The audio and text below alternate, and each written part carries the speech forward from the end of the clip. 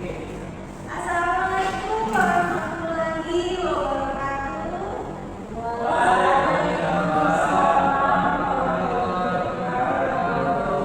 Selamat pagi semuanya, salam sejahtera untuk kita semua.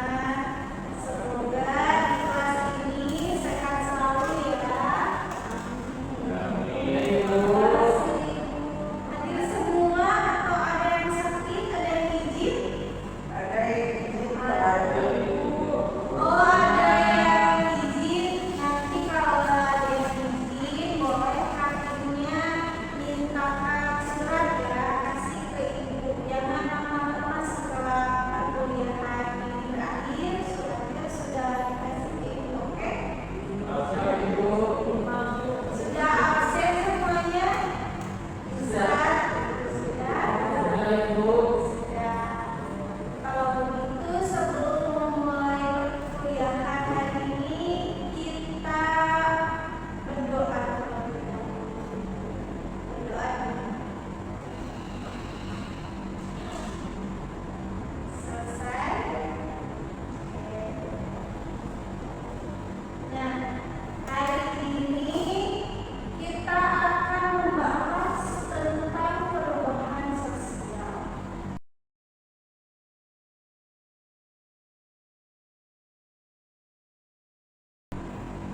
Nah, capaian yang ingin dicapai diharapkan mahasiswa setelah perkuliahan ini selesai dapat memahami dan menganalisis atau mengidentifikasi perubahan sosial yang terjadi di masyarakat atau di lingkungan kita.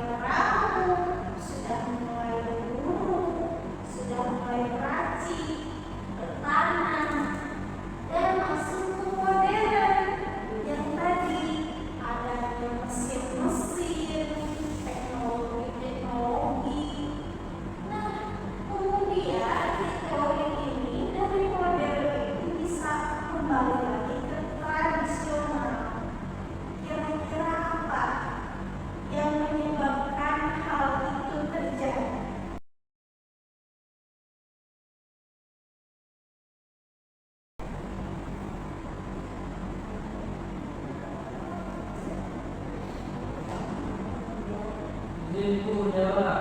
Boleh, Kembali silakan. ke tradisional, karena kan sebelum sudah masyarakat menyikapi secara modern kan Bu, masyarakat sudah menjadi terbiasa. Jika hal biasa itu menyebabkan sesuatu yang umum, akhirnya kembali dimaknai seseorang menjadi sesuatu yang biasa, menjadi hal-hal yang tradisional. Nah, akhirnya berputar lagi Bu, dari tradisional ada inovasi akan menjadikan menjadi modern lagi. Nah, bisa jadi ya Mas Bima ya, seperti yang katanya Mas Bima, ketika seseorang itu sudah modern, kemudian dia berpikir lagi, flashback lagi ke tradisional. Mungkin dari tradisional itu dia berinovasi, inovasikan seperti apa ya, minuman misalkan. Kalau dulu gula aren itu udah nggak familiar gitu ya, minuman gula aren biasanya kolak aja gitu kan, pakai gula aren, wedang jahe atau bajibur gitu kan. Kalau sekarang kan udah boba, raw sugar kayak gitu, dan inovasikan bisa. Ada juga menurut hemat Ibu, kalau sekarang modern masyarakat itu kembali ke tradisional, bisa dipengaruhi juga oleh konflik seperti peperangan atau bencana. Terjadi bencana luar biasa di muka bumi atau di satu benua, atau peperangan, perang dunia ketiga atau apa, kita nggak tahu ke depannya. Teknologi hancur, listriknya susah, nah itu otomatis kita hidup kembali ke tradisional, menanam lagi, meramu lagi, berburu lagi bahkan, karena keterpaksaan itu ya. Bisa jadi kalau dari pendapat Ibu ya, dari siklus siklus. Lanjut ke teori selanjutnya. Nah, ini teori perkembangan.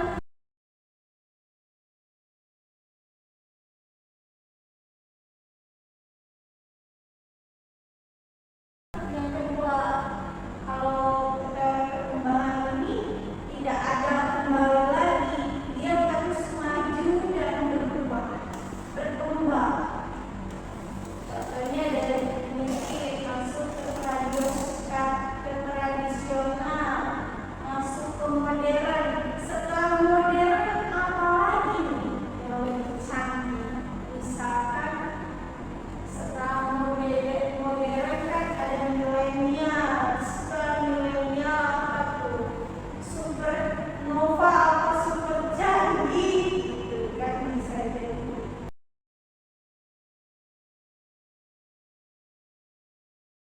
Dan selanjutnya. Kemudian ini ada proses perubahan.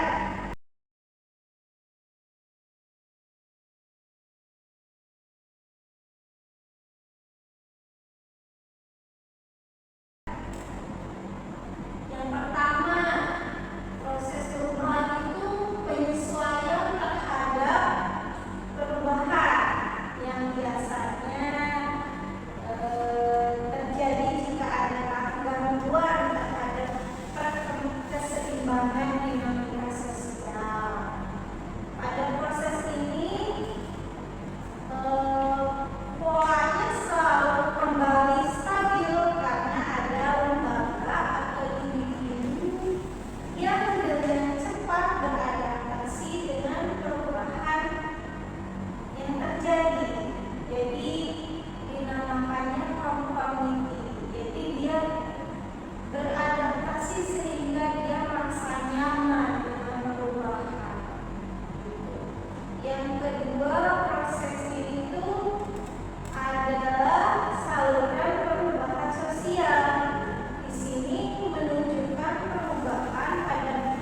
dominan yang dapat mempengaruhi keseluruhan hidup manusia, seperti pemerintahan, ekonomi, kebijakan, termasuk sini. Jadi perubahan yang terjadi itu langsung mempengaruhi banyak orang.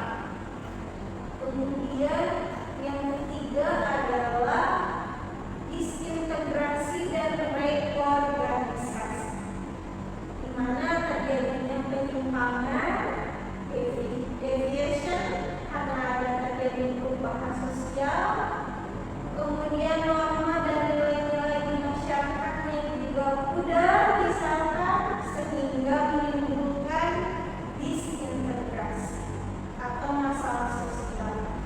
Dari masalah sosial tersebut atau disintegrasi tersebut kemudian timbullah norma dan nilai-nilai baru yang dibuat oleh kita untuk mengatasi hal tersebut. Namanya reorganisasi. Contohnya apa?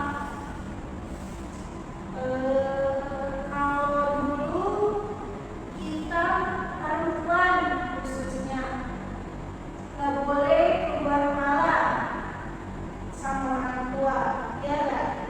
Jam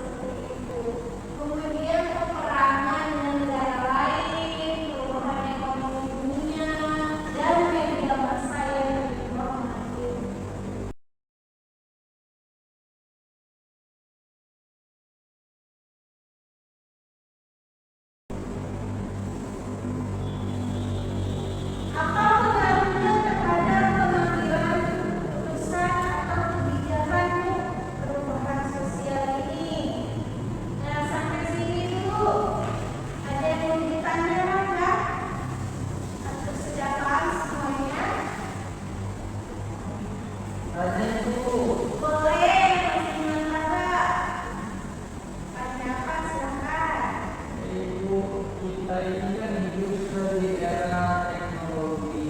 Ya, betul. Dengan adanya teknologi itu maka digitalisasi semakin kuat untuk digunakan. Bagaimana menyikapi perubahan sosial yang ada di masyarakat desa terkait dengan digitalisasi? Ini pertanyaannya bagus ya, kritis gitu, karena terjadi di masa sekarang ya perbedaan antara teknologi di desa dan di kota khususnya. Misal di Kalimantan Timur, di Samarinda, di kotanya dengan di pedesaannya misalkan di Makamulu, seperti itu. Di sana belum mengenal digitalisasi seperti di sini. Di sini sudah serba ini ya, teknologi serba QRIS, beli juga sekarang bayar-bayar QRIS, parkir pakai kartu e-money. Nah kalau di desa enggak Bu, gimana cara mengatasinya? Ini tugas siapa sebenarnya untuk pemerataan pembangunan ini? Tugas pemerintah daerah. Betul. Jadi tugas pemerintah daerah di sini tugasnya untuk pemerataan pembangunan termasuk digitalisasi ini. Apalagi sekarang sudah ada namanya e-governance ya. Jadi governance atau pemerintahan yang berbasis dengan digital. Sekarang serba aplikasi, buat kakak daftarnya, antrinya lewat aplikasi, BPJS lewat aplikasi. Masyarakat desa harus diberikan penyuluhan pengetahuan tersebut agar sama-sama berkembang dalam penggunaan teknologi seperti itu. Mas Bima, bagaimana? Sudah paham? Ya. Kita lanjut ya. Di sini Ibu ada video tentang permasalahan pembangunan IKN. Nah, di sini ya, saya di sini dulu videonya.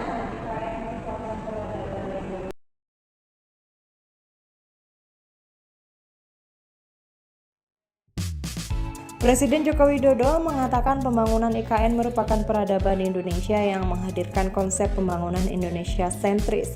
Pembangunan dan angka perekonomian daerah tidak lagi hanya berpusat di Pulau Jawa. Hal itu disampaikan Presiden dalam sambutannya pada kegiatan Ibu Kota Nusantara Sejarah Baru, Peradaban Baru di Ballroom Jakarta Theater pada Selasa 18 Oktober. Jokowi menuturkan Ibu Kota Nusantara dibangun dengan konsep pintar masa depan berbasis alam dengan 70% area di IKN merupakan area hijau. Selain itu, sumber energi IKN nantinya berasal dari energi terbarukan termasuk dalam hal transportasi, yang mana pemerintah akan mengembangkan teknologi kendaraan otonom berbasis listrik atau autonomous vehicle, yaitu kendaraan tanpa awak dan supir. 80% sumber energinya adalah berasal dari renewable energy. Mobil di sana nanti harus mobil listrik. Kemudian 80% transportasinya adalah transportasi umum, autonomous vehicle, tanpa awak dan tanpa sopir. Jadi yang kita hargai di sana adalah pejalan kaki. Yang kita hargai di sana adalah orang yang senang naik sepeda.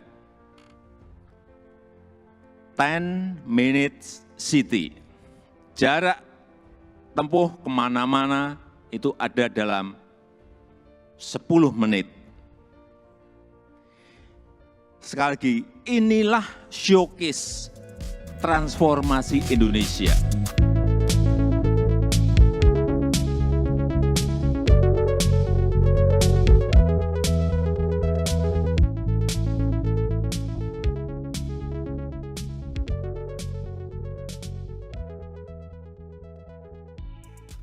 Pernahkah Anda bertanya-tanya apa yang membuat sebuah kota menjadi pintar?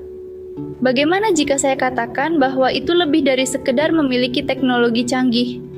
Anda lihat, konsep kota pintar adalah mengharmoniskan dari 6 prinsip dasar: ekonomi pintar, praktek lingkungan yang pintar, tata kelola yang pintar, hidup pintar, mobilitas pintar, dan orang-orang pintar. Pilar-pilar ini tidak hanya membentuk cara kita hidup, bekerja, dan bermain, tetapi juga mendefinisikan ulang perkembangan urban di era digital saat ini. Mari kita lebih dalam menggali keenam konsep ini terhadap perencanaan dan pengembangan kota masa depan. Mari kita mulai dengan konsep pertama, ekonomi pintar.